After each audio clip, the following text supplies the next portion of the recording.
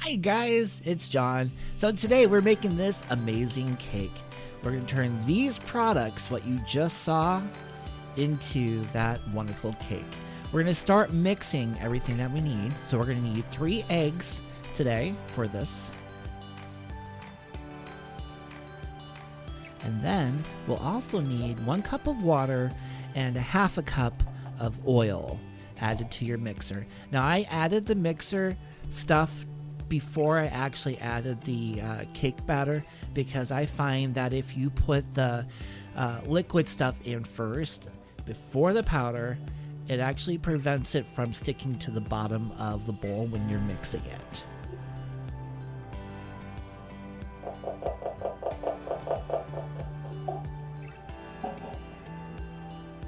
And so now we're going to go ahead and just add a yellow cake mix to this bowl. And it doesn't matter what type of cake mix you use. This is just what I prefer to do today. So we'll see how this goes.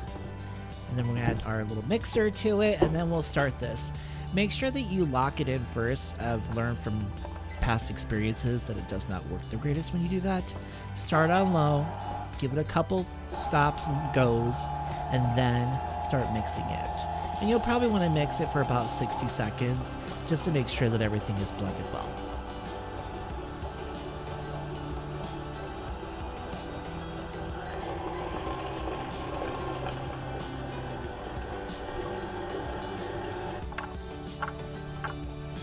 Alright, now once everything has been mixed, then you want to take your little spatula and then you want to start scraping it off.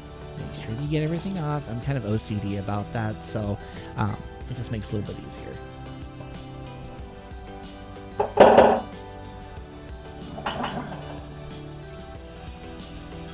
Alright, so now what we're going to do is we're going to go ahead and spray some Pam on there on both the pans around the sides and on the bottom to make sure that the cake batter does not cook and adhere to the actual pans.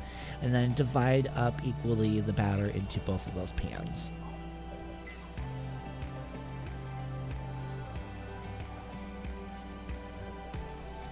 And something to keep in mind also, I did not put in here, but the baking time temperature is 350 degrees for this. And I baked them for about a half hour. It might be a little bit less than that. You'll have to check on your own oven.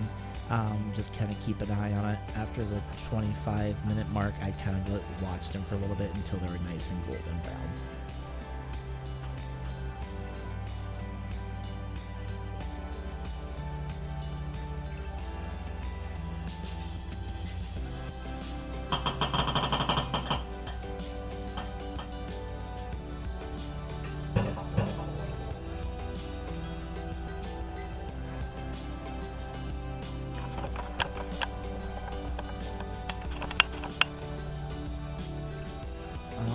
So we'll go ahead, and once the oven has been preheated to 350 degrees, we'll go ahead and take both of those and stick them on in the oven. And like I said, give them about 30 minutes or so until they're done in the center. Now something that I do is I only wait only a couple minutes after I've pulled them out. I then go ahead and flip them upside down and place them on some parchment paper to let them cool the rest of the way. You'll also notice that to the left there is a little pan of browned coconut flakes. That'll come in handy for a next step.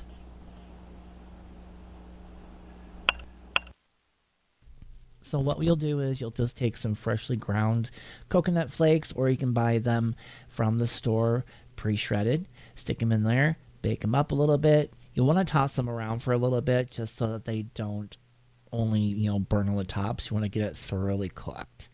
And then we'll go on to your next step.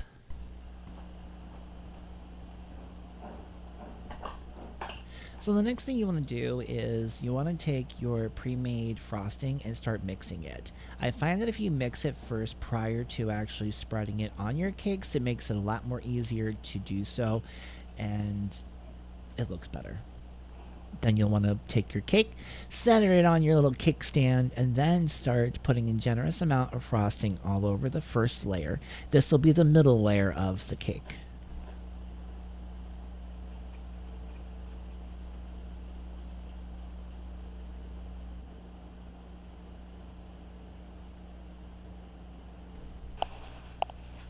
And now what you're going to do is you're going to go ahead and grab that second layer and just plop it right on in there. Give it a little squish. Make sure that you get the little air pockets out and try to get as much of that frosting to the edges. Then start frosting the sides all the way around, filling up the cracks, making sure that there's no gaps left in between.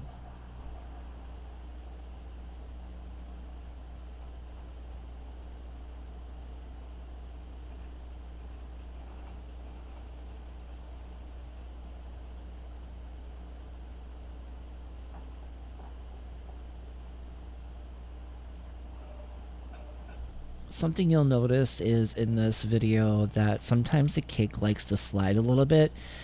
You can use like the shish kebab skewers to stick in the center of the cake, and that would prevent it from moving around. Or refrigerate it for a little while to stiffen up the frosting and then continue on with what you're doing.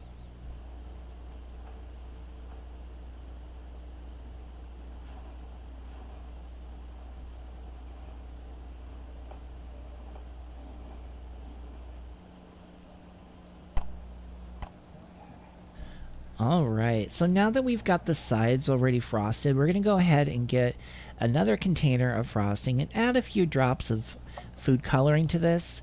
Today I chose to do blue, and I'm using the rest of what I did have in that first container. You will notice that this container that I used prior to, that's pretty much empty, has a darker shade of blue. There's a reason for that, which you'll see here in a little bit.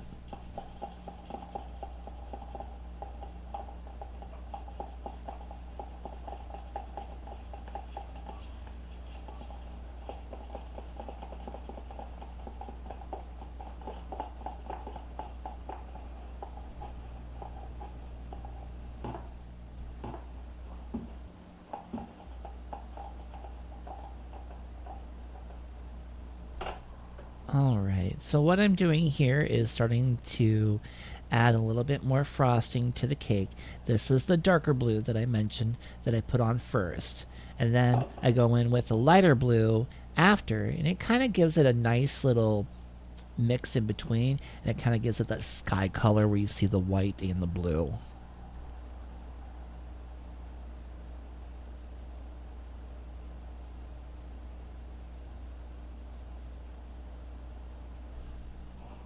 When you're frosting your cakes, I always put a big blob right on the top, and then I work it down to the sides and then around. Makes things a little bit easier for me. It does get a little messy, but with a finger and a paper towel, it makes things a little bit easier to clean up.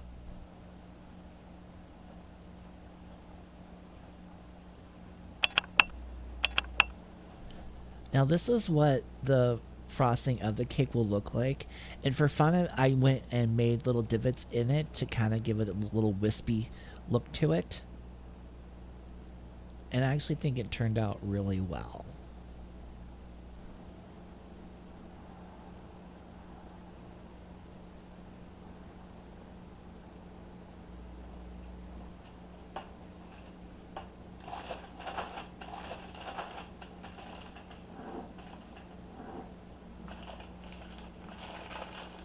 Now, what I also did was I bought some Peeps and take them all out of the packages. I got multiple colors because now what I'm going to do is separate them all individually, and then we'll place them around the cake.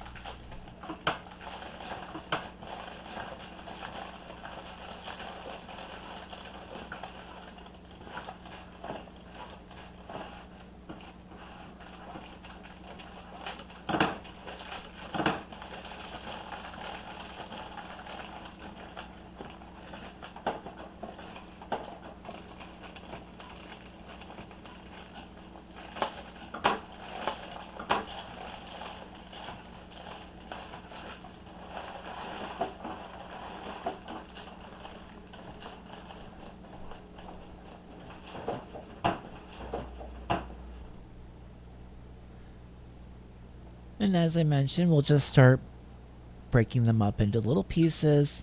I put them into little piles of their colors, according to the color.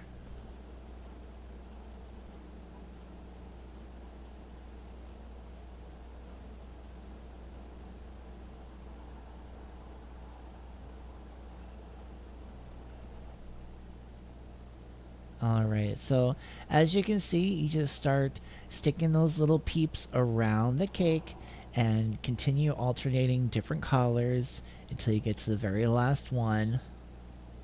And so far, as you can see, it's starting to look really cute.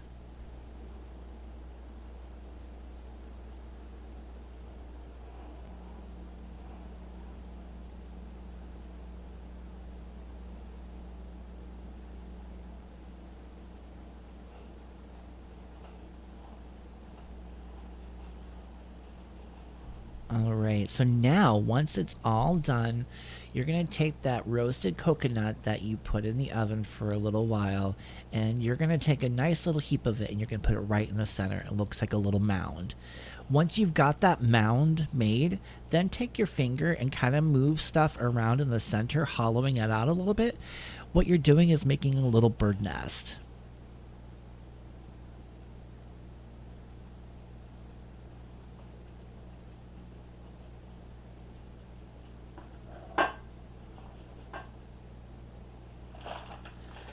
And now what you'll do is you'll take some jelly beans that I got here. And I got the ones that look like little robin eggs, and I just put a few in the center of it to kind of look like I've got like 6 little baby birds in the little nest.